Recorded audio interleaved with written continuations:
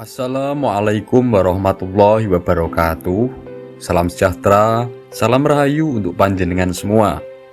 Sedulur, berbagai kondisi yang sulit terjadi hingga tahun 2024 mulai akibat dampak dari guncangan wabah Covid, lalu sulitnya ekonomi dan tidak tentunya iklim di bumi sudah kita rasakan. Dan sekarang ditambah lagi adanya pemilu yang tidak terlepas dari pelibatan kekuatan gaib yang sangat besar sekali. Bagi kalian yang peka dengan hal-hal gaib, pasti sudah merasakan adanya perang kekuatan gaib yang semakin hari semakin membesar tersebut. Dan tentunya akan membawa dampak ancaman secara nyata yang akan dialami oleh banyak orang. Semoga kita semua diberi keselamatan dan tidak menjadi tumbalnya.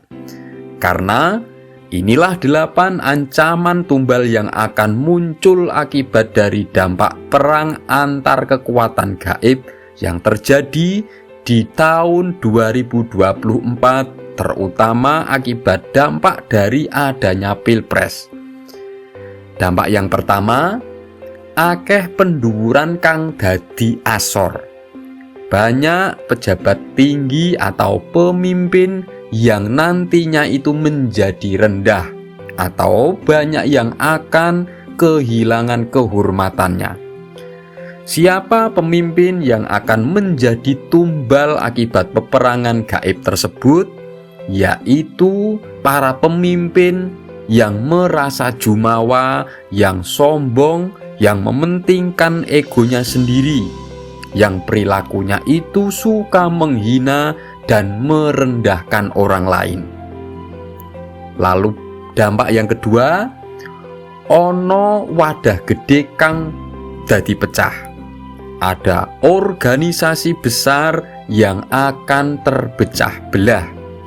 Ini akibat karena ulah orang-orang yang seharusnya mereka itu menjaga dan merawat wadah besar tersebut, tetapi mereka malah memanfaatkan dan menyalahgunakan kewenangannya untuk kepentingan kekuasaan, dan tetapi mereka mengorbankan keutuhan dan kerukunan warga yang berada di dalam wadah yang besar tersebut, sehingga terjadilah perpecahan di dalamnya.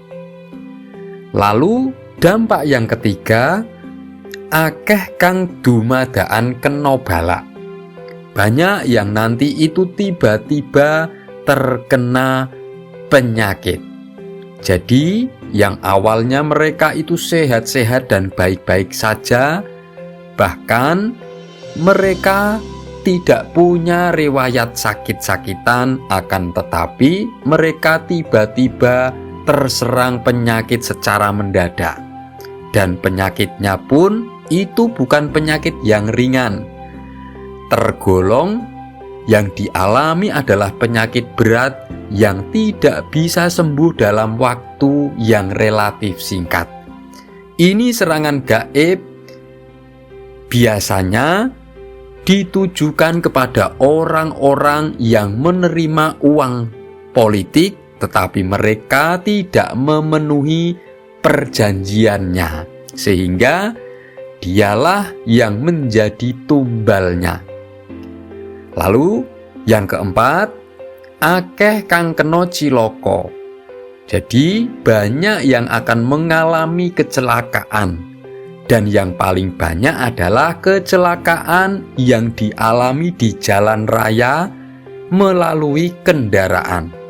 Yang paling banyak kejadiannya nanti yaitu setelah pemilu itu terlaksana, sampai hingga pada saat pengumuman pemenang pilpres.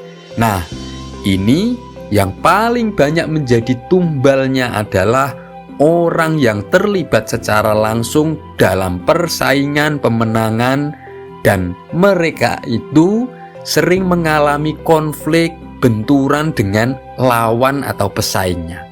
Tetapi selain itu juga bisa menyerang orang-orang yang mereka itu mengalami kehilangan fokus atau yang sangat emosional ketika berada di jalan raya. Mereka yang seperti itu juga yang rentan menjadi tumbalnya. Lalu yang kelima, akeh kang dadi lumpuh.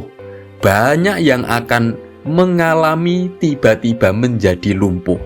Jadi, ada yang jadi tumbal peperangan gaib yang berakibat pada lumpuhnya fisik, ada yang lumpuh kewibawaannya karena kehilangan jabatannya, ada juga yang lumpuh mentalnya sehingga kehilangan kepercayaan diri. Sampai-sampai mereka itu menjadi depresi dan menjadi gila. Ada juga yang lumpuh secara materi sehingga dia menjadi luntang-lantung, tidak punya pekerjaan. Yang keenam, akeh kang kebuka wadine.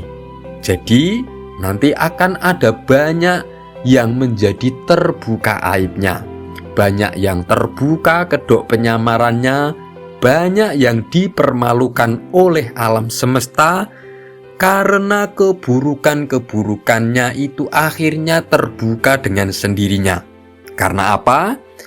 Karena pengaruh kekuatan gaib yang selama ini membantunya, membackinginya, itu kalah akibat ada benturan atau peperangan gaib, sehingga berimbas pada kekuatan secara nyatanya menjadi melemahkannya. Yang ketujuh, akeh kang kelangan pametune. Banyak yang nanti itu menjadi kehilangan penghasilan atau mata pencariannya. Banyak yang mengalami kebangkrutan usaha dan kehilangan pekerjaan. Dan yang terkena tumbal seperti ini nanti adalah mereka yang sangat emosional, yang terlalu fanatik berlebihan dalam melibatkan dirinya, sehingga mereka itu tidak bisa mengontrol perasaan atau emosinya, sehingga mudah terserang oleh kekuatan gaib yang berseliweran, sehingga menjadi tumbal akibat adanya peperangan gaib. Dan yang kedelapan, akeh kang getun mergo gawe rusak. Jadi banyak yang akhirnya nanti itu menjadi menyesal akibat berbuat kerusakan. Jadi akan ada benturan yang terjadi akibat perang gaib yang menimbulkan adanya kisruh dan kerusakan. Ini dialami oleh orang-orang yang merasa sakit hati akibat kecewa dan tidak bisa menerima kekalahan.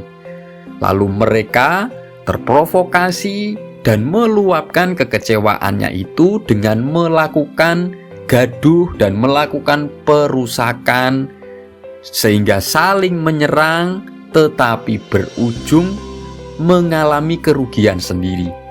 Entah mereka itu akan mengalami kerugian secara fisik, materi, bahkan berujung terkena jerat hukum. Semoga saja tidak sampai terjadi perang saudara. Sopo kang seneng ngino mongko bakal den ino. Siapa yang suka menghina, dia pun akan dihina. Semoga ini bermanfaat. Wassalamualaikum warahmatullahi wabarakatuh.